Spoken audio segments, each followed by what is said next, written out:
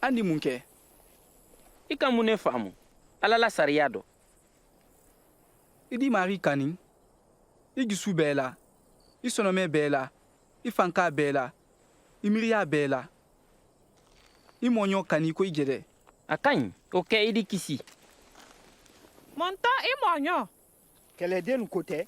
Sezari don. Lon dɔ dɔ kɛ dɔ bɔtɔ tɛrɛ Jerusalem ka wa Jeriko. Benkani nalu k'a minɛ k'a fa gbesili la kan. A ma mɛn sarakalasela dɔ nada tamiya la a ma sɔn k'a dɛmɛ. Batokɛla dɔ nada madibinibaatɔ la ne ɲɛsila tɛma a k'a dɔgbɛ ka tɛmikaliya dɔ a da fɛ. Ko ni londa magboya ni samarika dɔ k'a la ne ɲɛsila tɛma a kinin d'a ma. Kala dalu ko kalisidi a ka madibinibaatɔ la lafali kan ka wadi lonanjiya bon na. Alu to da ye hankɛnɛ bɔ. A ka wadi bɔ k'a di bonti ma k'a fɔ a ɲɛ ko i janto nin dɔ a mako b'a kɛ fɛn fɛn na a d'a ma n b'an kɔ se n t'a sara. A ye di mɔgɔ saba woludɔ jɔn kɛda madibinibaatɔ ɲɔgɔn di. Mɛ ka ko ɲuman k'an ye. Wa i y'o ɲɔgɔn kɛ. Lakanyali ani mɔtɔ tiɲɛ. Tele o tele mɔli ye tɔrɔla mɔtɔ tiɲɛ bolo. An tɛra fɛ k'a lɔn Isa miiriya ye di ka bɛn lakanyali ko ma.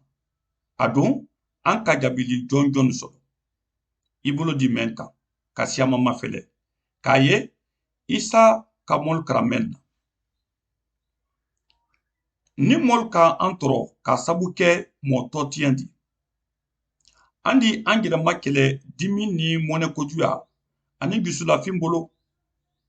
Isa ka tariku dɔ ɲafɔ ka bɛn siya mɔ dɔ la ko ma mɛn ka mɔ gwɛrɛlutɔ tiɲɛ ani mɛn tɛ siya kelen di. Ala tariku ye a yira kala ko Ala ye an dusukun kɛɲa le mafɛlɛ la.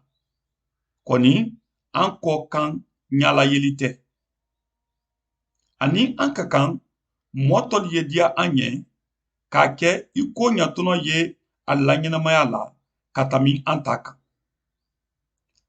An kiɲalu ka bɛn an mɔɲɔnu ma wole ye an dusukun kɛɲa gɛrɛgɛrɛ yira kala. Ni an dɔ fanikɛla waso ani mɔtɔ tiɲɛ na wala hina ni kanteya. Ni mɔ siɲa t'i dɔ i di dɔ le ba ka dɛmɛni kɛ wala i tamtɔ le ka wa yira sila ma.